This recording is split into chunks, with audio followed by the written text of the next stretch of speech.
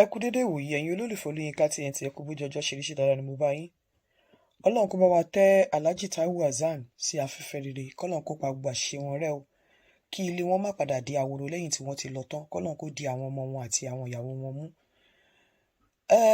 Ọ̀rọ̀ tèmi fẹ́ sọ lórí ọ̀rọ̀ yẹn, torí mo ti rí àwọn ṣóò kọ̀ọ̀kan táwọn èèyàn ti ń ṣe lórí bàbá dáadáa, Bond. Ìyàtọ̀ tó wà láàárín àwọn obìnrin ọjọ́ òun àti obìnrin Gen Z òun lè rí yẹn. Gbogbo nǹkan tẹ́ rí yẹn kì í ṣe nítorí pé bàbá ògògó kì í ṣe pé bí àwọn torí pé wọ́n ní owó àbí wọ́n ní owó rẹpẹtẹ bí èlúmẹlù bí kíní tó fi ń tọ́jú ọmọ. Bí àwọn obìnrin ọjọ́ òun wọ́n mọ̀ wípé ìdúró ọmọ ọkùnrin nínú ilé ayé àwọn ọmọ àti ìdúró nílé ó ṣe pàtàkì ju owó lọ.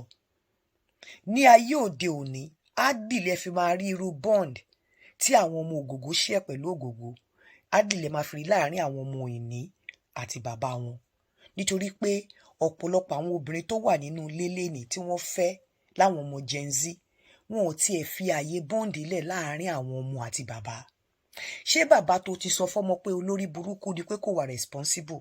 Bàbá tó ti sọ fún pé ìwọ ló ń sanwó school, ìwọ ló ń gbọ́? Bàbá tó ti sọ wípé kò ní nǹkan kan lọ́wọ́, kò sí nǹkan tó ń ṣe, kò raṣọ, tọ́mọ mi máa sọ pé bàbá mi kò fowó oúnjẹ lẹ̀. Ṣé bàbá yẹn ló fẹ́ ní bond? Lọmọ fẹ́ fàyè bond lẹ̀. Àwọn ìyàwó ògògó yìí, àwọn yẹn wọ́n bá ṣe nǹkan wọ́n máa flaunt ọkọ wọn ni.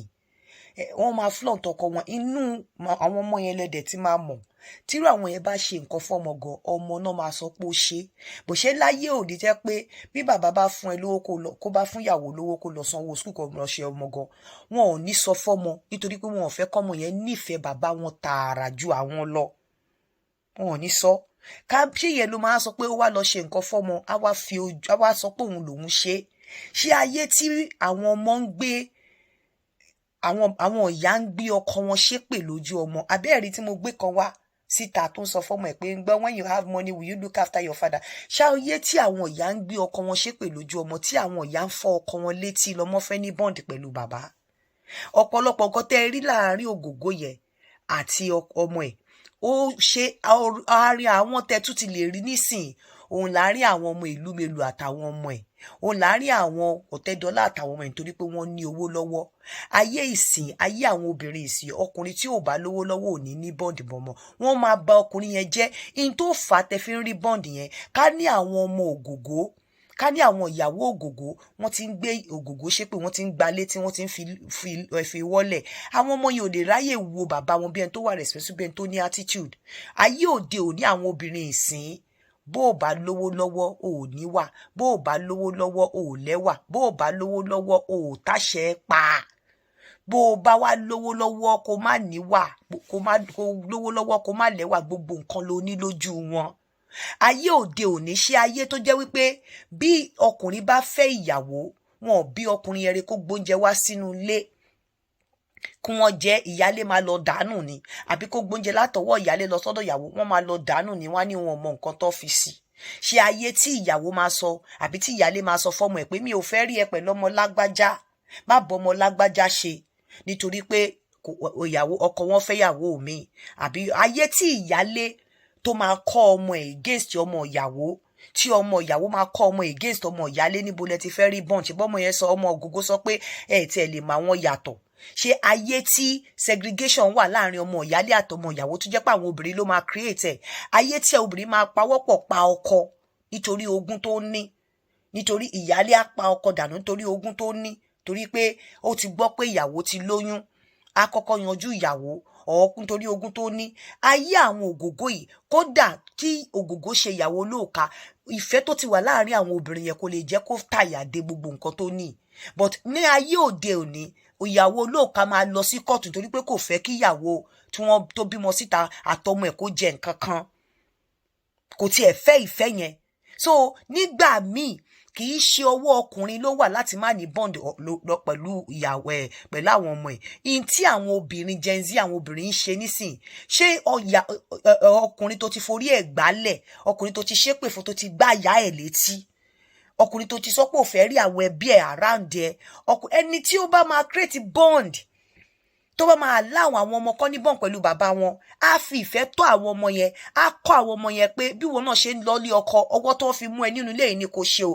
Ṣé ọmọ tó ti fi oró sínú ẹ̀ kó tó kúrò nílé ẹ̀ tẹ́kọ́ tó bá dé ní ọkọ gan kò fẹ́ rí ìyá ọkọ sójú, kò fẹ́ wá àwọn ẹbí ọkọ sójú, kò fẹ́ sọkọ di gbẹ̀wù dání, ó fẹ́ fa ọkọ kúrò láàrin àwọn ọ̀rẹ́ ẹ̀, ṣé òun ló fẹ́ ní bond pẹ̀lú bàbá? Ìgbà míì kò ń ṣẹjọ́ ọkùnrin. Mo rí pé àwọn èèyàn kan sọ pé irú bàbá wo ló jẹ́. Ọ̀pọ̀lọpọ̀ ọkùnrin ló fẹ́ jẹ́ bàbá dáadáa. Bẹ̀ṣẹ̀ ráwọn obìnrin tó wà ń tàn sí ò lè jẹ́ bàbá dáadáa tó ò bá lówó lọ́wọ́. Ọ̀pọ̀lọpọ̀ ọkùnrin ló fẹ́ bond pẹ̀lú àwọn ọmọ ẹ̀, ṣùgbọ́n àwọn obìnrin tó wà ń tàn sí ò tiẹ̀ fẹ́ kí bàbá bond pẹ̀lú àwọn ọmọ ẹ̀ because wọ́n believe pé ó ti fẹ́ yàwó mi. Àwọn nìkan náà fẹ́ kó mọ̀. Wọn ò fẹ́ kó fẹ́ràn bàbá ẹ̀. Wọ́n believe pé bàbá yẹn ṣẹ̀ wọn kọ́ ọmọ wọn gbèjà wọn. So ọ̀pọ̀lọpọ̀ ọkùnrin struggle láti ní bond pẹ̀lú ọmọ. Bẹ́ẹ̀ ẹ bá mọ nǹkan tó ń ṣẹlẹ̀ tí àwọn ọkùnrin fojú wí. Ayé àwọn tí àwọn yẹn, mo ti sọ fún yín pé ẹ̀yin tẹ́ ti fẹ́yàwó 30 years ago, ẹ dìyàwó yín mú dáadáa. Àwọn obìnrin tó wà under 40 sìn, under àwọn 30, 20 tó wà ń tàn sìn, wọ́n dé torótoró ni. Wọ́n dé ti ẹ̀san tẹ̀san ni.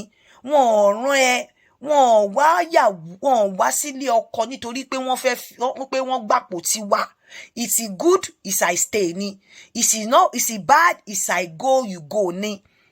So ọ̀pọ̀lọpọ̀ ọkùnrin ló wù kó bond pẹ̀lú àwọn ọmọ wọn bí àwọn ògògó àti àwọn ọmọ ẹ̀ ṣe bond. Àmọ́ value tó wà nínú ilé àwọn ògògó tí ìyàwó wọn tán fi fẹ́ra wọn ó yàtọ̀ sí value tí obìnrin fi ń fẹ́ ọkọ ń sìn. Nísìnyí owó ni. Ní ayé ìgbà yẹn ìfẹ́. Ní ayé ìgbà yẹn àwọn obìnrin yẹn rí fígọ̀ àwọn ọkùnrin tó bá dúró nínú ilé pé bí ò bá tiẹ̀ lówó fígọ̀ yẹn àwọn ọmọ yẹn mọ̀ pọ́kùnrin wà ń bẹ̀. Bó o bá gbé fígọ̀ òfò kan nísìn tó gàgà òfò kan tó gbé fígọ̀ kan rù tó ò bá lówó, àwọn obìnrin á yẹpẹrẹ lójú àwọn ọmọ ẹ̀ tẹ́ pé fígọ̀ ẹ máa dàbí rárá lójú àwọn ọmọ ni. Fígọ̀ tó lò nìyẹn ó máa dàbí rárá lójú àwọn ọmọ. Ní bó ṣe máa yẹ̀yẹ́ ẹ, wọ́n máa bú ẹ lójú àwọn ọmọ. Mi ò rò bóyá ní àwọn ọmọ àtijọ́, àwọn obìnrin àtijọ́ yàtọ̀ sáwọn obìnrin Gen Z. Ìtọ́tọ́ tó àwọn yẹn mi rò pé irú àwọn ìyàwó ògògó yẹn lè wojú ẹ lójú àwọn ọmọ. Bọ́ àwọn obìnrin ìsìn wọn á fọ́ etí ọkọ lójú àwọn ọmọ. Níbo ni bond yẹn ti fẹ́ wá? Níbo ni ẹ̀rù yẹn ti fẹ́ wá? Níbo ni trust yẹn ti fẹ́ wá? Débi táwọn ọmọ yẹn máa ní ìfẹ́ láti lọ close mọ́ bàbá wọn. Ṣé bàbá wọn tó ti sọ pé olórí burúkú ni kò lówó lọ́wọ́? Bàbá wọn tó ti ní kò wà responsible? Bàbá wọn tó ti ní ìran ẹ̀ ò dá? Bàbá wọn tó ní tó ti rojọ́ fún àwọn ọmọ ẹ̀ pé family ẹ̀ kò dá sí ẹ, fún ìbàyẹ́ ẹ̀ ò dá, olórí burúkú ni kìnnìkan. Ṣé àwọn ọmọ yẹn, ṣé ọkàn wọn máa ṣípayá sí bàbá wọn débi tó máa bond pẹ̀lú ẹ̀? Àwa obìnrin ìwòyí ni kẹ́ ẹ lọ yẹra yín wò. Ọ̀pọ̀lọpọ̀ ọkùnrin ló fẹ́ bond pẹ̀lú àwọn ọmọ wọn. Àmọ́ selfishness yín, ìwọ ọ̀pọ̀lọpọ̀ obìnrin àti ọ̀rọ̀ ẹnu àti nǹkan tẹ́ ẹ gbé dání tó jẹ́ material things kò jẹ́ kẹ́ ẹ fàyè ẹ̀ sílẹ̀.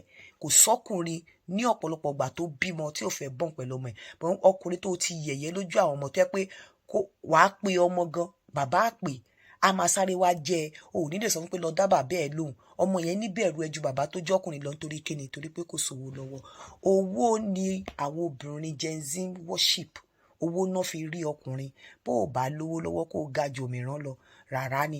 Bó o bá lówó lọ́wọ́ bó o bá ní ọgbọ́n kó ní attitude tó dáa, wo ìwọ ló burú jù. Ṣùgbọ́n tó o bá lówó lọ́wọ́ kó jẹ́wọ́ lè ṣù, wàá rí pé wọ́n á máa bọ́ ẹ. Pẹ̀lú ẹ̀ náà wọ́n á sì máa bọ́ ẹ, wọ́n sì máa fi nǹkan sápẹ́ awọ́ because wọn ò ní fẹ́ káwọn ọmọ fẹ́ràn ẹ̀jọ̀ ẹ lọ. Wọ́n ń bá àwọn obìnrin sí, wọ́n ń bá ọkùnrin ṣe orogún ìkọ̀kọ̀ tí ọ̀pọ̀lọpọ̀ ọkùnrin ò dẹ̀ mọ̀.